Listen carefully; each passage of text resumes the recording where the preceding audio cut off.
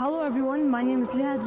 I'm from grade 7 and today we're going to be talking about two cell divisions called mitosis and meiosis. So have you ever wondered about how your body heals after sustaining an injury?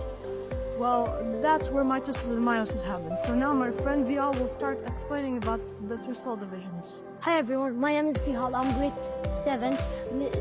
Mitosis is the cell division that organizes our body, healing from injuries that cause the cell die. Here is several. During the step is mitosis, which is called PMAT. Then my friends talk about each stage. So mitosis is composed of 4 stages, PMAT, which stands for prophase, metaphase, anaphase, and telophase.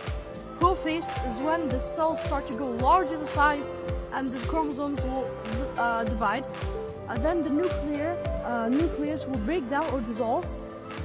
Metaphase is when all the chromosomes will line up along the equator of the cell. Anaphase is when the cells, all the chromosomes will go to the opposite side of the cell. They'll separate from each other. So the last stage, which is telophase, is when the cells will divide into 2 new cells and they will have their new true nucleus and their own chromosomes. Meiosis is which produce 4 cells with 23 chromosomes in each stage. It's different with mitosis because the chromosomes will divide 1 time, but nucleus divides twice. Here we have 4 several steps in meiosis. It's different with mitosis because mitosis that made up 2 cells, but meiosis made up 4 cells, 4 new cells.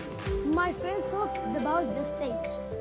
Lehat, what chromosomes will copy? Alright, to answer your question, Vial, the chromosomes will copy in order to carry out all the genetic information that we get from our parents.